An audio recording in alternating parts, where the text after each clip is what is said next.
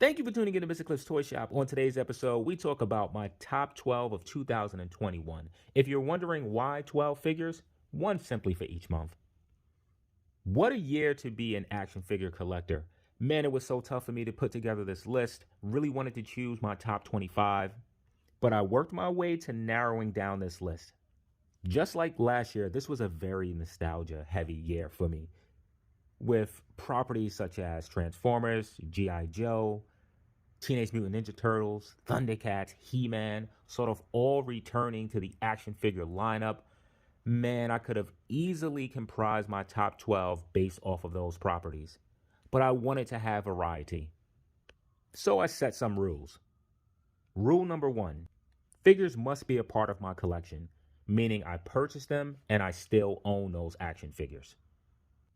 Better word would be toys. Rule number 2, release date. Figures had to release in 2021 or on the tail end of 2020, meaning the last few days in December. 3, I will be looking at scale. I did not purchase any 4-inch action figures, so they will not be on this list. I did not purchase any quarter scale action figures. They will not be on this list. I did, however, purchase 6-inch to 7-inch action figures, and I'm not breaking up that group. When I say 6 to 7-inch, I'm talking about the Marvel Legends, the McFarlanes, the Storm Collectibles, MEZCOTOYZ, etc. I will be looking at 1/6 scale figures in whatever scale Transformers break down to. Rule number 4, price. So I'll be looking at toys broken down into the following price ranges: $15 to $35, $36 to $60, $61 to $90, $91 to $120, and then toys $120 and above. Number 5, this will not be a list simply comprised of action figures. It will include playsets, vehicles, animals, and accessory sets. Number 6, we will include multi-packs, meaning more than one figure in the same package, figure and animal, or figure and vehicle. And number 7, I cannot split multi-packs, meaning I cannot take one figure out of the multi-pack and simply judge that figure, vehicle, or animal as an individual toy. Now that we have the rules laid down, let's go ahead and jump right into it. So my first honorable mention is Super 7 Thundercats Ultimate Sly. This is a property that is near and dear to my heart, so I can't believe that this figure did not make it. There are just some issues with this figure. There's some troublesome articulation. And what really got me with this figure is the size. It is way too small for Sly. He does not scale proper with the other Thundercats, and that's the reason that he's an honorable mention. So coming in at number 12 is something that is a complete surprise to me. In my opinion, the best thing that came out of that god-awful Revelations Masters of the Universe is this Battle Cat. It is huge. This is one of those toys that have shelf presence. If you collect outside of the Masters of the Universe, this can fit in right with your Storm Collectibles, of course your Mythical Legions. It is just a great looking beast. And the fact that we don't have so many beasts, having one this big, this cool, this awesome cat is super fun to add to your collection. Also, it has some really great engineering, very well articulated for the size for what it is. Coming in at number 11 is G.I. Joe Classified Series Roadblock. We had those first few interpretations of Roadblock, which wasn't Roadblock to me. Hasbro said, you know what, we're going to give you something more vintage. And boom, they gave us this. And he came with some pretty cool accessories. This is the first Classified Series figure to sort of have that overhaul to make him less modern, more classic. So for the designs that are coming forth, you have Roadblock to thank for that. Coming in at number 10 is NECA's Ming the Merciless. Yeah, you're seeing this image because I don't know where mine is. But this figure just blew me away. It's a character that I'm really not that interested in it. However, the execution that NECA put forth, the paint, the soft goods cape, the weapons, this figure just looked fantastic, and he can be an emperor, a supervillain on many of your action figure sets. I'm certainly going to have Ming the Merciless with Mumra, with Skeletor, and some other evildoers. So before we get to number 9 on the list, another honorable mention has to be the NECA's Gargoyle Goliath. Man, when I got this, I said that this has to be one of my top 12, but as you can see, it is not. Even though this is a great looking figure, it does skew away from the cartoon series, and I wasn't a fan really of either head sculpt, specifically the calmed version. And while the muscular looks particularly well on this figure, it is not really reminiscent of the way Goliath appeared in the cartoon, and this is why he's an honorable mention. So coming in at number 9 on the list is the Diamond Select Immortal Hulk. This is the best version of Hulk that we have. The only reason that this figure is not higher on the list is because we have so many versions of the Hulk. The moment that I purchased this action figure and opened up the plastic, I knew that this figure was going to be a top 12 of 2021. The build is solid. The paint is spectacular. The head sculpt is fantastic. It is just a menacing Hulk as he's supposed to be. Coming in at number 8 from Storm Collectibles is the Street Fighter 4 Ultra Evil Ryu. This was one of the last figures that I got for 2021, and this figure is amazing. He suffers from the same thing that the Hulk has.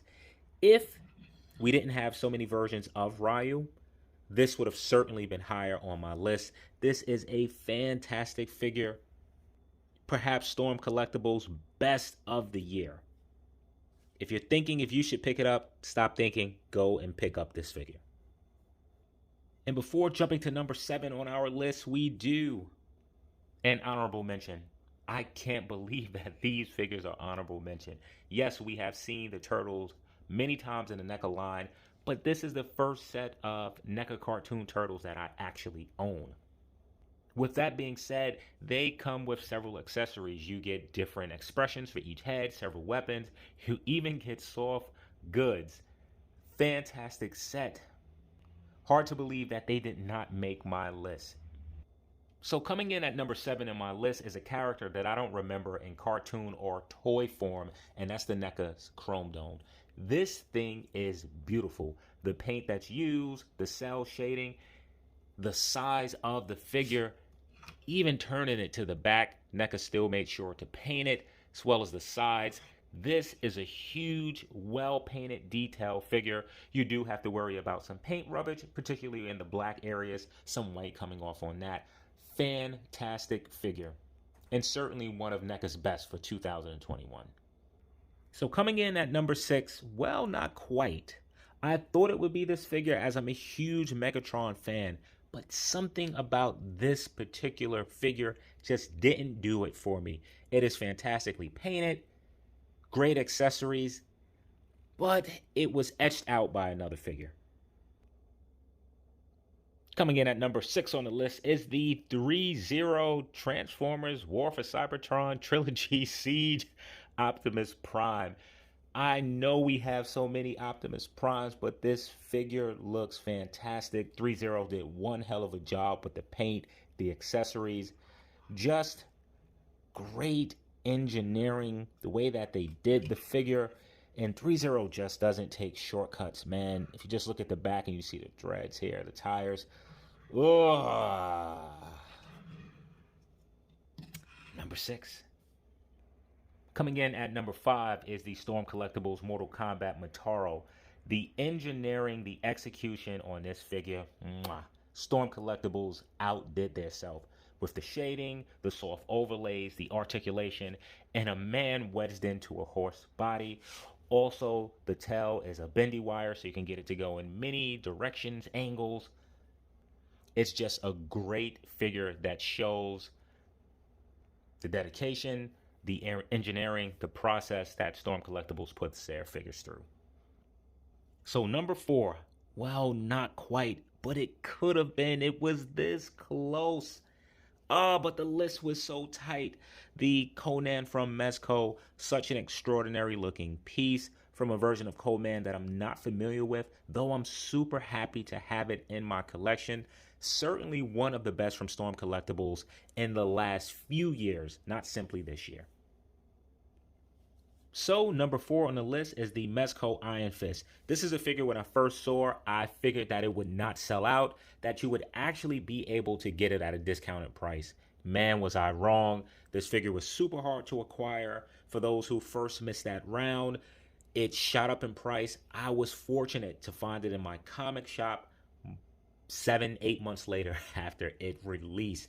And this was just one of those figures that I wasn't expecting that much of, and it absolutely blew me away. I'm not also always a fan of Mezco design efforts, but it worked very well with this particular one. And I think the fans stating that it looked too plain without this belt, Mezco decided to do that, and it just took the figure over the top. The accessories are fantastic. The articulation works very well. Certainly one of the best for 2021. So before we dive into our top 3, here are 3 fantastic figures that I am sure are at the top of someone else's list. All very strong releases. This cooler has really brought me back into Dragon Ball. Just a well-made figure. The articulation, the shading, a great job that they did with this. And this version of Jon Stewart from McFarlane, I have to say that this is definitely the best version of Jon Stewart that I own. I think it's the best version that collectors have. And this exclusive of Orochi Ori, man, I love this thing. I missed out on the original release. Missed out on this one too, but it was reissued. So happy to have these into my collection. So now let's go to number 3 on my list. So Power Rangers seen an emergence in action figures, and the company that executed the best had to be 3-0. Just to think you receive 6 1/6 scale action figures for under $600 is mind-blowing. At the low end for 1/6 scale figures, you're paying $200. Not that I want these figures to be up in price, but they should have been $1,200 at the minimum. So to get them for a price point of $550, you're able to assemble the weapons. Fantastic release by 3-0. Quality material, quality body, the articulation works well, the suit works well. This 1/6 scale set really has me thinking, why am I paying so much more for 1/6 scale figures with other companies? So what a year for Masters of the Universe no, not Revelations. Origins. And here are 3 of my favorite figures. Wasn't sure if Scarecrow actually released the tail end of 2020, or did it release in 2021? Throw Stinkor in here. Maybe that's my favorite 4 figures of the year. However, this is not my number 2. For number 2 on my list, it is the Mattel Masters of the Universe Origins Castle Grayskull. I don't think people know how important this playset is. For years, we've been told that playsets can't make it into stores like Target or Walmart because they don't have the shelf space, or they're not going to give shelf space for toys this large. Well, this proved that that's a lie. It also proved that playsets can be done for $70. It has gimmicks such as putting the Sword of Grayskull in, or the Power Sword, and the door opens. The unit collapses or opens on the side, giving way to all of that. My son and I have a ball with this playset. It is not just utilized for Masters of the Universe. Our turtles go inside here. Our Spider-Man and his amazing friends go inside here. This thing just has been a joy. It brings me back to my childhood, and the fact that my son loves it, it's just a fantastic moment. And it goes against what so many have been telling us could not be done. It can be done. No matter the size of a toy, if companies think that it will sell, they will keep it. This could have been number 1 on my list. However, I did have one item that I thought was better. So for number 1 on my list, that honor goes to the 3-0 Transformers Bumblebee movie Soundwave. This thing is a feat of engineering. It works exceptionally well, even though I managed to break a piece off here. The paint apps are second to none. It feels strong and comprised of solid materials. It comes with some cool accessories. It comes with a Ravage. It is functional. It is accurate to its source material. It's a modern take on a classic character, but it looks so good. And unlike many other choices on my list, I feel that this Bumblebee is actually one of the best toys of the year. This figure carries a higher price point, but it's well worth it. It feels of value. This is something that if you have on your shelf, someone is going to look at it and say, hey, I know that this costs some money. Well, this is my top 12 of 2021. Please let me know in the comment section of your top 12 list. Let me know if you have any of the figures, play sets, animals that I have on my list on yours. If you enjoyed this video, I will be doing my top best of the year. Movie, anime, top toy company, top toy line, properties that I'm most excited for 2022. Thank you for tuning in to Mr. Cliff's Toy Shop. I hope to see you next episode.